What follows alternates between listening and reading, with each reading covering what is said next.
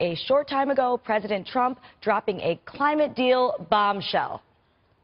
As of today, the United States will cease all implementation of the non-binding Paris Accord and the draconian financial and economic burdens the agreement imposes on our country. This includes ending the implementation of the nationally determined contribution and, very importantly, the Green Climate Fund, which is costing the United States a vast fortune. I'm not very surprised by this at all. No one should be. Donald Trump candidate ran on the anti-globalist agenda. This, by definition, is a globalist idea, the Paris Climate Accord, 195 countries. And we're going to get into the specifics of it in a couple of minutes, but no one should be surprised that. And don't be surprised also the coincidence of a brand new stock market high on the very day that we pull out, because pulling out of the Paris Accord is very, very good for American business. We can argue whether he should get back in with a better deal or not, but certainly business leaders feel optimistic that this is a good idea for the country. I think get back in with a better deal, but involving Congress, as you would with a treaty, which essentially is what this was, even though technically not, should have been always treated that way. That's my opinion. Yeah, and I think most people would agree with you there. Here's the thing. I'm not bothered at all by this. This is exactly what he ran on. Eric's right. And even those that question, you know, Donald Trump and his issues with climate change or whatever, the point is the deal itself wasn't good. Every deal is not good. And I think a lot of people don't really wrap their heads around that because the idea of a deal sounds like a good thing. It sounds positive and productive, but a deal's only as good as the terms it's based on. And this one has unenforceable, bad terms that are not productive for American citizens. All right, well, let's meet today's specialists. She is a New York Times bestseller, she's a Fox News contributor, and she's editor for townhall.com, but she specializes in hunting and rafting on the Colorado River. Katie Pavlich is here. And he is the 1987 Brooklyn Spelling Bee champion, the subject of the graphic novel Ego and Hubris, and he's a columnist for The Observer, but he specializes in North Korea. That's right, he's the author of Dear Reader, the unauthorized autobiography of Kim Jong-il. Michael Malice is here also. All right, Katie, a lot of people are saying that the whole world is now going to be on fire. Do you think that that's true? No, it is not. The hysteria surrounding the United States leaving the Paris Climate Accord really is incredible, especially considering all of the hysteria we've seen so far with the Trump administration. We have commentators at different networks saying this is the day that the United States stepped back and is no longer the leader of the free world. You have Tom Steyer, who of course is a big climate change proponent, saying that the president has committed an act of treason against the American people for pulling out of this accord. That's not true. And when you look at the details of what this agreement would have required, you know, 400,000 manufacturing jobs in this country gone, not to mention maybe millions potentially down the road. A decrease of $20,000 per family of four in terms of household income.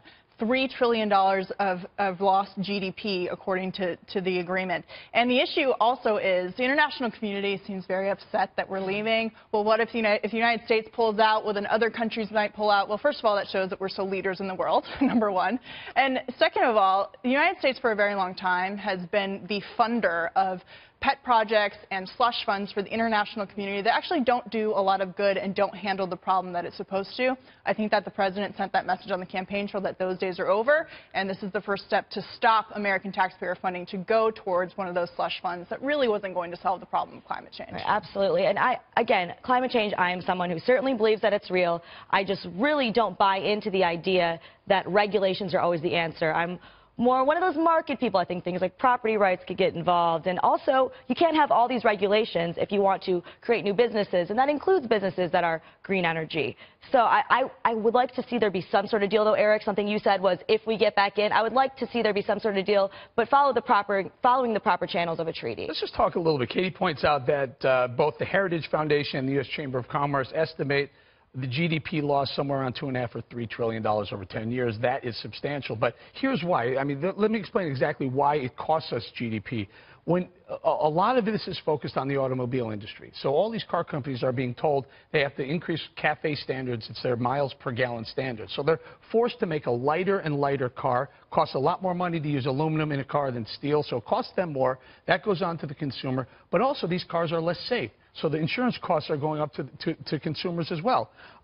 Also, natural gas is being forced. Now, if under the Accord, we'd have to pollute less, so we'd have to move away from coal, which is one of our cheapest, most abundant fuel sources in America, into a more expensive fuel source. That means our electric bills are going to go up as well. As these costs are translated to the consumer, GDP goes down. You have less money in your pocket. But Michael, I want to get Michael in this too, but here's my thing, Eric. I don't mind it being more expensive because I think to do the right thing by our system, our ecosystem, it's going to maybe be more expensive. That's not even my problem with the deal. You know what it is? It's not enforceable. Those that don't agree to it, those that violate the terms of this agreement, how are you going to enforce it? It's the same we're problem. the kind of country that ends up actually following through on it. We were going to eat most of the cost of, or a big portion of the cost of this, as I think we're the third largest polluter, second or third largest polluter. The largest polluter, China, gets to continue to pollute more and more and more for 13 years going forward. But I do think it's insane. I do think it's important, Michael, to show that we do still care about this. We don't want to completely abandon looking after clean energy, green energy, because that is where the rest of the world is going. If we just want to stick with coal, we'll be by ourselves sticking with coal, and that's not a good thing. Well, we're by ourselves using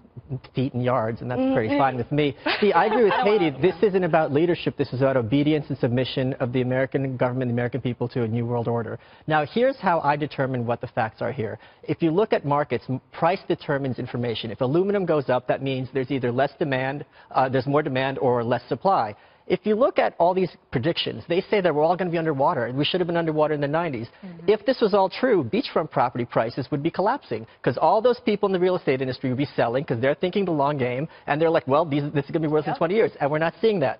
So I trust the people the views are too nice. I trust people who have skin in the game, not the coal industry people, and certainly not people who want the government to control every aspect of our lives. Listen, if you agree with the French proposals, put on a beret, go to Calais and pay 85% of your income to the French government. Understand this also. Elon Musk said that if we pulled out of the Paris Accord, that he was going to pull himself off of some of the advisory boards that he's on with the Trump administration. Think about that for a second. The guy who runs an electric car company, owns an electric car company, subsidized largely by the U.S. taxpayer, no less, wants us to move away from fossil fuel generated burning cars right into his showroom. Buy one of our Teslas. And that goes to exactly the point. But talk about this though. How do you produce electricity? Well, it goes exactly with through coal, right? Yeah. Exactly. But that goes exactly to the point of: is he really interested in the environment and clean energy, or is he interested in getting rich in electric cars because it benefits him? If he was really interested in helping the environment, which I think there are a lot of people in the Trump administration who are. America, by the way, is going to decrease its emissions without the Paris Accord. We have decreased our emissions more than any other country in the world. But if he really cared about the environment, he would stay as an advisor despite not getting his way on the Paris Climate Agreement. A bit of a conflict, I agree with you there, Katie. And also, because the deal itself just bugs me in the same way that the Iran deal bugged me. It's a bad deal. Good mission, good intentions, bad, unenforceable terms of the deal.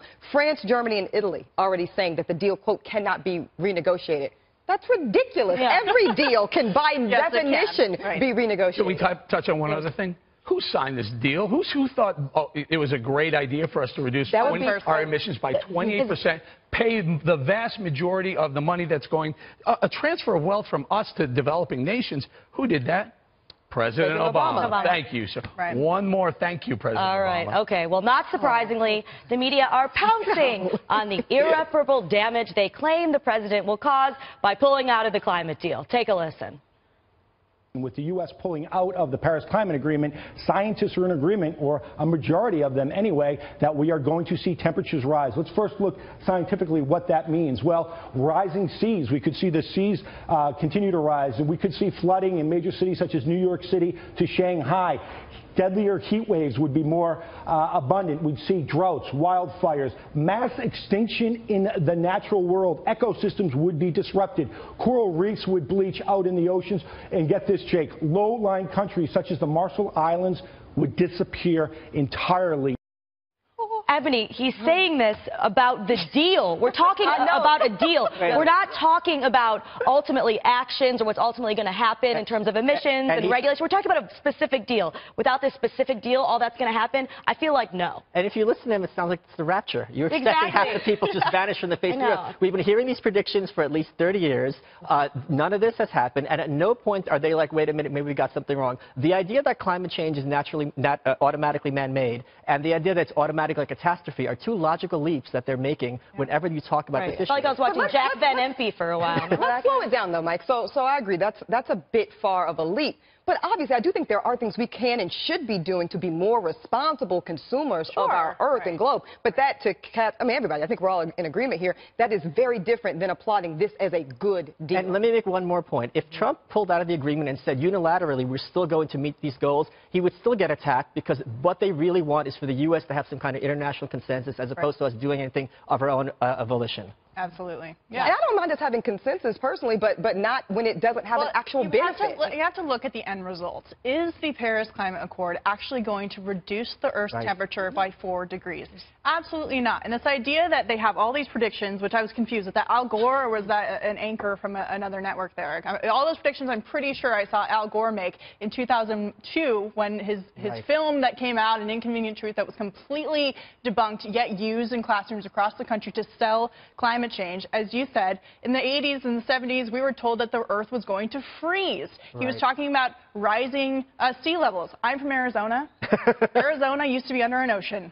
You can find seashells at the top of the Grand Canyon. Yes, the climate changes. It's been changing for a very, very long time. Yes, man may have some kind of impact on it, but to act like some international community is going to use American taxpayer dollars to reduce the Earth's temperature by 4 degrees is a fantasy land, and I'm glad that the president is not buying. But if you want to play fantasy land, that's fine. And if you have you'll get behind a president that says, let's do this fantasy land, but as long as everyone is playing with the same set of rules. In other words, we can't be forced into $3 trillion of reduced GDP while China continues to eat our lunch in business, in manufacturing, and put us at a competitive disadvantage to China when they're going to be allowed. Think about this. They're the #1 polluter on the planet. They're going to be allowed to increase their pollution for 13 more years.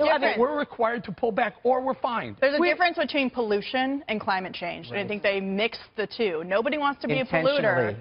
No one wants to be a polluter. We can reduce pollution, but this idea of climate change embodying everything doesn't really add up. And to Eric's point, even when China does continue to do that, even if the day comes where they're restricted, how do we enforce that? It's an unenforceable deal. And well, this deal didn't have any enforcement mechanisms in it. That's so maybe some of those would have been a good start for that. Okay.